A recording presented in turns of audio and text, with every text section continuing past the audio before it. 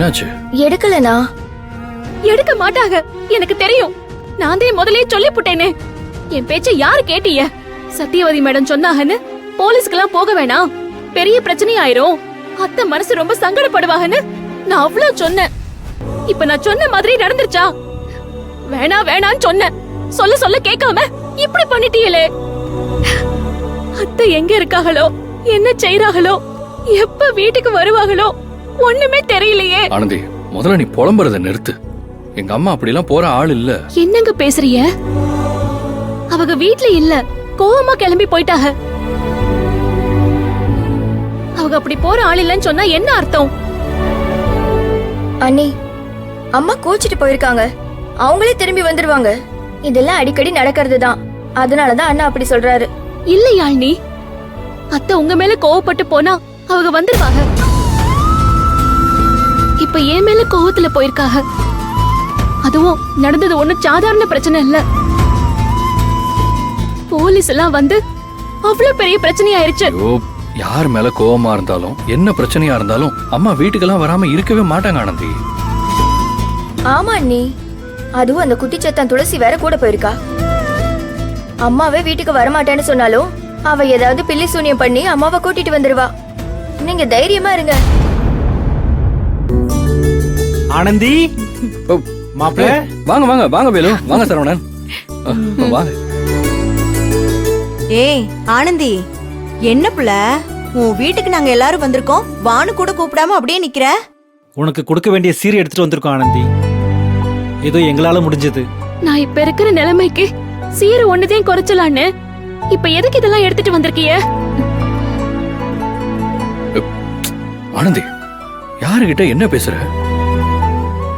கல்யாணம் முடிஞ்சு புகுந்த வீட்டுக்கு வந்தா சீர் கொடுக்கறது முறைதானம்மா, அந்த முறையை செய்ய தான் வந்திருக்கோம்.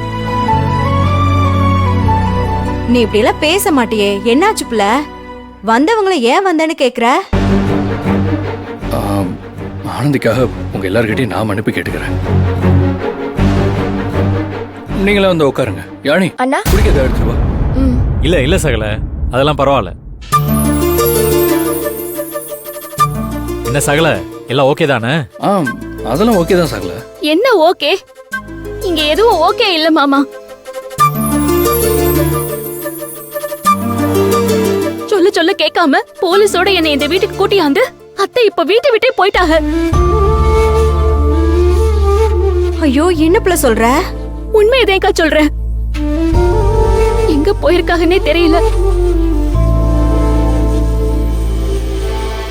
நானே இப்படி ஆயிருச்சேன்னு நொந்து போய் கிடக்குறேன்.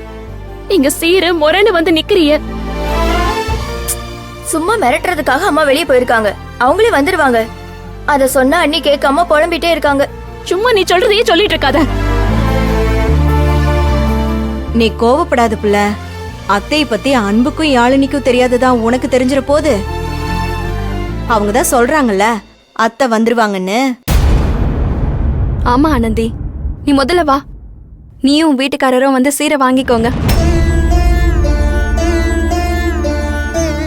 முதல் நீ இங்க வீட்டுக்கு வந்திருக்க, அதனாலதான் விளக்கேத்த குத்து விளக்கெல்லாம் வாங்கிட்டு வந்திருக்கோம். பால் காய்ச்சறதுக்கு, சமையல் பண்றதுக்கு பொருள் எல்லாம் வாங்கிட்டு வந்திருக்கோம்.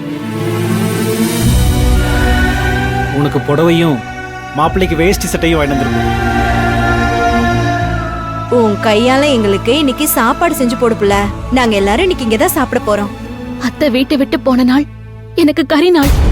இந்த கறி நாள்ல பால் காய்ச்சி பாயசம் வச்சு விருந்து சாப்பிடணும்னா சொல்லுங்க, துக்கம் நடந்த வீட்டுல ஆக்கி போடுற மாதிரி ஆக்கி போடணும். போதும் ஆனந்தி, முதல்ல வீட்டுக்கு வந்திருக்க, ஏன் இப்படி எல்லாம் பேசுற? சரி, ஏதோ அம்மா கோவத்துல வீட்டு விட்டு போன அப்செட்ல நீ இருக்கன்னு நினைச்சேன். ஆனா இந்த மாதிரி வார்த்தையெல்லாம் உன் வாயில இருந்து எப்படி வருது? நான் கோவப்பட்டு பேசுறேன்னு உங்க எல்லாருக்கும் என் மேல கோவமும் வருத்தமும் இருக்கதேன் செய்யும். ஆனா அத்தை வீட்டை விட்டு வெளியே போனது எனக்கு எம்புட்டு வேதனையா இருக்கும்னு யோசிச்சு பாருங்க. புரியுது ஆனந்தி, ஆனா உங்க அத்தை வீட்டை விட்டு போயிட்டாங்கன்னு வருத்தப்படுறத விட அவங்க வந்துருவாங்கன்னு உங்க வீட்டுக்காரரும் யாழினியும் சொல்றத நீ கேட்கணும்ல. நீயும் அத்தை வந்துருவாங்கன்னு தானே நம்பிக்கையா இருக்கணும்.